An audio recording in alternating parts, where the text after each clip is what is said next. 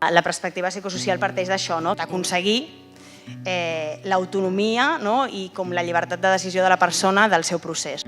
Treballem des d'una perspectiva psicojurídica. Partim d'aquesta perspectiva perquè creiem que la violència institucional té un component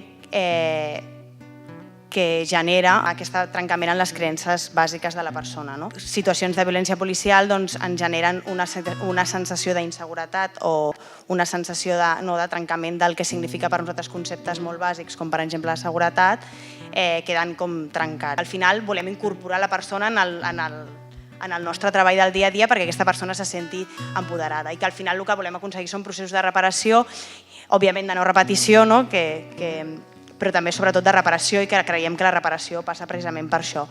La nostra pràctica com a psicoanalistes ens va impulsar a sentir, a escoltar que encara hi havia ferides pròpies de tot lo viscut en Catalunya i vam començar a pensar què estava passant, que es parlava en la intimitat de les nostres consultes d'aquest tema i gent de les diferents generacions, poder dir ens ha passat això, no s'ha pogut parlar d'això i necessitem dir-ho i necessitem un lloc on tot això pugui dir-se.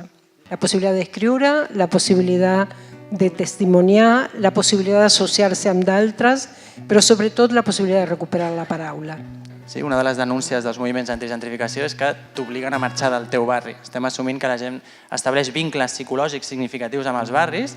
La gentrificació en general s'estudia des del punt de vista de la crítica econòmica, sociològica, politològica, però què passa amb les implicacions i els impactes psicosocials de la pressió urbanística a marxar? Llavors jo crec que hi ha tot un imaginari de la intervenció psicosocial, institucional, que està encara atrapada en aquest bucle d'un model de canvi social que passa per canviar les actituds i canviar els prejudicis, i el que necessitem és potser catalitzar processos de canvi material on a més els protagonistes siguin les persones afectades que en general no tenen veu. Este espacio, en el post-15M, cuando corrían otros vientos, fue recuperado por un grupo de vecinas variado y entramos aquí y lo recuperamos para generar comunidad, para generar apoyo mutuo, para generar un montón de cosas que se han venido dando en este barrio, que no somos nada sin estar con la base, estar con los barrios, y por eso empezamos un proceso donde queremos que se sienta que si pasa una agresión policial en un barrio vamos a estar ahí y queremos tejer esa red, o sea, si no, no somos nada, ¿no?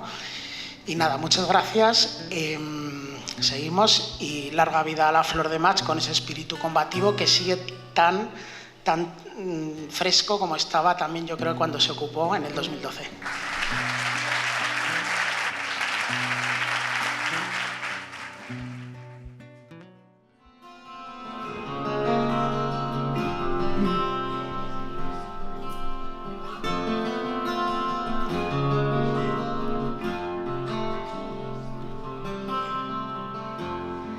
Pots venir a la meva barca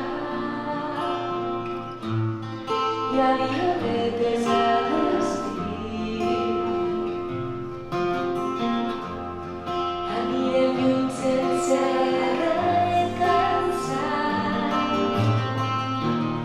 d'allò que haurem deixat aquí.